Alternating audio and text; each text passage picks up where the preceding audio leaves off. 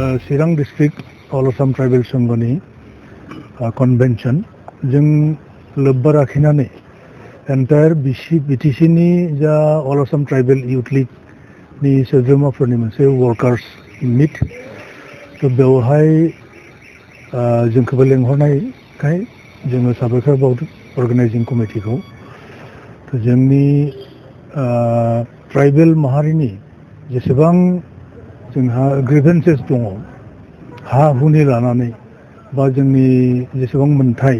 कन्स्टिटिउसनेल rights प्रटेक्शननि सोमोन्दै बेहाय सावरायनाय जागोन बे वर्कार्स मिटआव आरो फैबाय थानाय दिनफोराव जोंनि सिगाङाव जेसेबां चेलेन्ज बे चेलेन्जफोरखौ जों बोरैहाय माने माबा खालामगोन फेस खालामगोन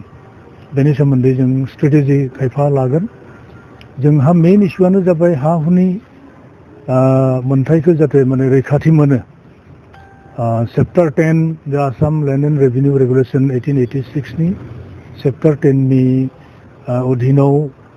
दानानै होनाय ट्राइबेल बेल्ट ब्लकनि हा हुफोरा जाहाथे प्रटेक्टेड जायो जोंनि प्रटेक्टेड मानसिफ्रा लेन्डलेस नङा खिन्थु पेपारलेस गतिके जोंनि मानसिफोरनो जाहाथे पेपार होयो हानि लिगेल डकुमेन्ट जाहाथे जोंनि प्रटेक्टेड क्लासनि मानसिफ्रा मोननो हायो बेखौ जों नाजागोन आरो जों नाजाबोबाय थादों आगोलनिफ्रायनो आरो नैथियाव जाहैबाय recognition of forest right act 2006 बे आयेना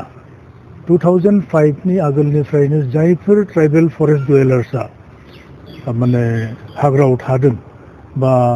फरेस्ट डिपार्टमेन्टनि हायाव बा बे रिजार्भ फरेस्टआनो जा वाइल्ड लाइफ सेंचुरियानो जा बै ट्राइबेल फरेस्ट डुवेलार्सफोरनाव हानि मोनथायखौ होनांगौ पट्टा होनांगौ बा लेन्ड टाइटेल होनांगौ नाथाय बिटिसि एरियायाव गोबां जोंनि ट्राइबेल फरेस्ट डुवेलार्सफोरा बे हानि राइट्सखौ मोनजोबाखै ओंखायनो जोङो ट्राइबेल इउथ लीगनिफ्राय जा बा ट्राइबेल संघनिफ्राय जा जों बेखौ दाबि दैखांबोबाय थादों आरो दैखांलांबाय थागोन जों नांलांबाय थागोन मेनलि बे हा हुनि आरो रिजार्भेसन पलिसियाबो प्रपारलि इमप्लिमेन्ट जायाखै दा बावैसो थांनाय 12 फेब्रुवारियाव आसाम सरकारा 74 सिनियर ग्रेड एसीएस प्रमोशन होदों senior grade 2 ACS officer promotion होदों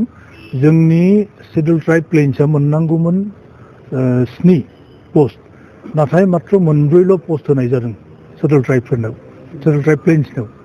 किन्तु बेवहाय जों नुनो मोन्दों शेड्यूल कास्टनो मोर देन 18% होदों आरो शेड्यूल ट्राइब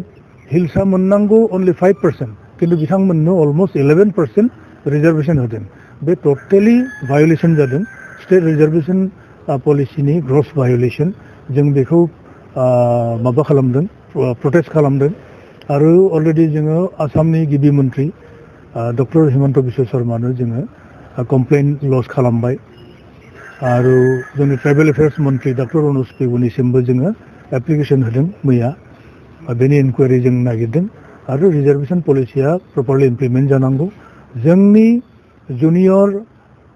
जेसेबां एसीएस अफिसार दं बिथांमोना लेजिटिमेट राइटखौ मोननांगौ